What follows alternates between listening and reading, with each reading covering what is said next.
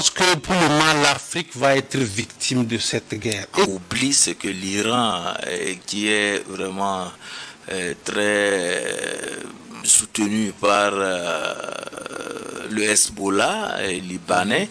Vous savez que partout dans le monde, il y a des cellules dormantes du Hezbollah, sans oublier aussi le fait que l'Iran même peut activer ces groupes de soutien un peu partout dans le monde. Donc la guerre peut aussi intervenir en Afrique en représailles aux Américains. Analyse, décryptage, débat. Bienvenue sur la Voix d'Abidjan. Je crois que depuis hier, le prix du baril a changé de niveau. Ça a augmenté, donc je pense que ça c'est le premier point sur lequel il faut s'appesantir et se dire que on ne va pas être surpris ici d'ici quelques jours ou quelques semaines. On nous apprend que il y a augmentation des produits pétroliers dans nos pays. Il ne faut pas qu'on soit surpris. Ça, c'est la conséquence directe de cette intervention.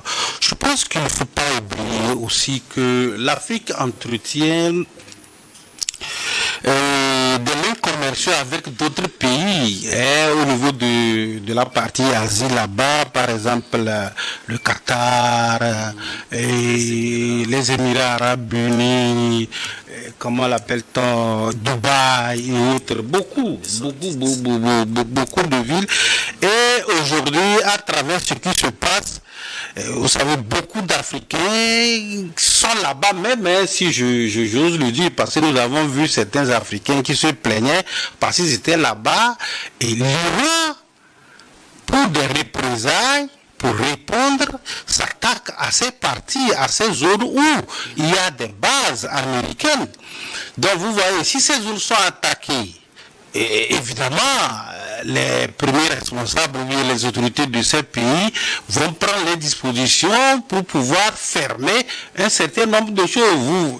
Je ne sais pas si vous êtes au courant que certains aéroports ont été fermés à cet effet, et il y a également d'autres ont suspendu. Certains vols ont été suspendus, et directement, vous savez qu'en Afrique, nous avons Ethiopian Airlines, nous avons Askai, beaucoup de pays, beaucoup de vols qui, à travers les liens commerciaux, essaient d'aller dans ces zones-là pour pouvoir se ravitailler et nous rapporter des choses ici en Afrique pour nos besoins.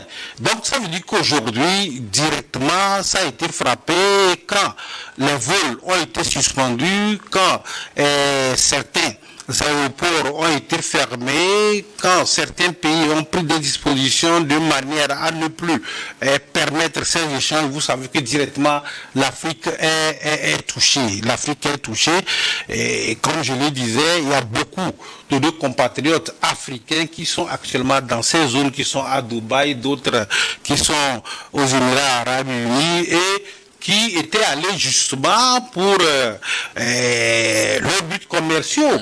Donc aujourd'hui, ça s'est arrêté. Donc, il faut le dire, les vols sont arrêtés, et le prix du baril également aujourd'hui a connu une hausse. Donc vous comprendrez que l'Afrique est directement impactée. Et le confrère parlait du détroit de Dormoz tout à l'heure, où il y a une base américaine qui est là-bas. S'il y a une base américaine qui est installée là-bas, ça veut dire que cela quand même obstrue les échanges commerciaux entre cette zone, cette partie de l'Asie et l'Afrique. Donc l'Afrique, franchement, subit directement, moi je ne dis pas indirectement, subit directement les conséquences de cette intervention. Et je le dirais encore, les États-Unis, le premier sujet on en parlait, les États-Unis sont sortis, ce second sujet encore, les États-Unis. Donc moi je pense que nous sommes là, on va observer pour voir qu'est-ce qu'il en sera. Vous avez vu que la CEDEAO a réagi beaucoup d'autres pays également ont réagi. Il y a la Côte d'Ivoire, le Sénégal, ils ont réagi. Beaucoup de pays ont réagi par rapport à cela en appelant à la retenue quand même.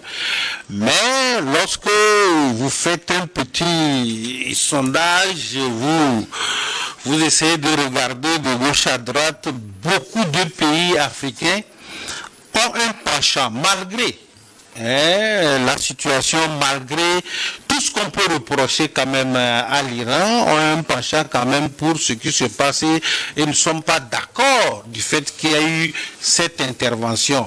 Et cette intervention également, bon, c'est vrai que nous ne parlons pas au plan diplomatique, ça fragilise également l'ONU, ça fragilise également l'ONU. Vous avez vu, aujourd'hui l'ONU est là, l'ONU ne dit rien. Et voilà aujourd'hui que c'est vrai, on va en venir, aujourd'hui que c'est un Africain qui semble être positionné, qui est positionné pour prendre la tête de cette institution.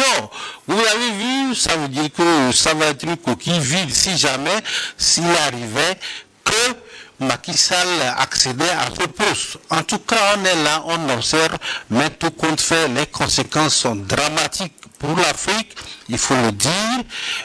Aujourd'hui, nous essayons de joindre les deux bouts, difficilement, ça ne va pas, au plan économique, ça ne va pas. Les autorités se battent jour tenu pour pouvoir remettre les pendules à l'heure, mais avec cette situation au niveau mondial, je pense que cela risque quand même de nous frapper encore plus fort et de nous enliser. Merci beaucoup à vous, Bouraïma Tchaboré et Louis Kamako. Que doit-on retenir comme leçon de cette guerre? Quelles conséquences pour le continent? Bon, déjà, la CEDEAO et l'Union africaine ont réagi au sujet. Ils ont dénoncé, ou bien elles ont dénoncé ce qu'ils appellent crise de disparition économique majeure, qui va engendrer une hausse du coût de la vie, des tensions sur les chaînes d'approvisionnement et la vulnérabilité des populations africaines.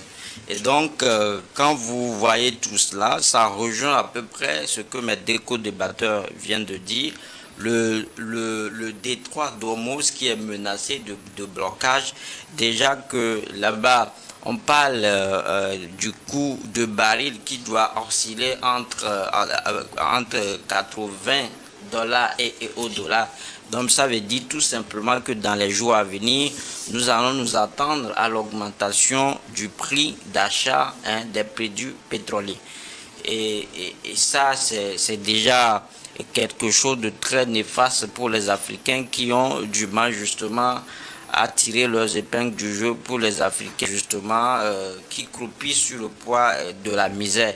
Mais le côté positif de la chose, c'est de voir que dans cette crise-là, il y a certains pays africains qui sont exportateurs du pétrole. Je veux parler de l'Angola, du Nigeria, de la Libye et de l'Algérie. Ces pays-là peuvent justement profiter de cette crise-là parce que dès que le prix du baril va s'augmenter, eux aussi, ils vont essayer de renflouer leur caisse en augmentant le prix de vente de ces produits pétroliers. Donc, en gros, de façon factuelle, c'est ce qui attend aujourd'hui l'Afrique.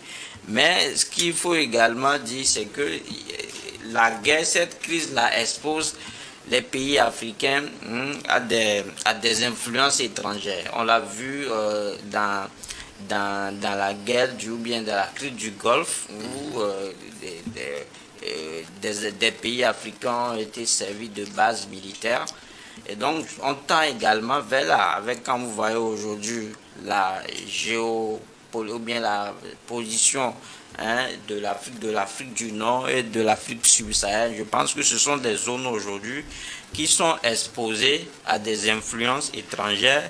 Et dans les jours à venir, si la crise s'enlise, ne soyez pas surpris que de jour au lendemain, certains pays africains servent de base militaire aux belligérants. Et donc, quelque part aussi, ça pourrait leur profiter.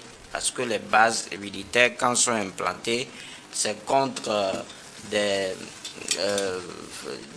gains Donc je crois que c'est une guerre aujourd'hui qui est un peu qui a des ramifications un peu partout dans le monde.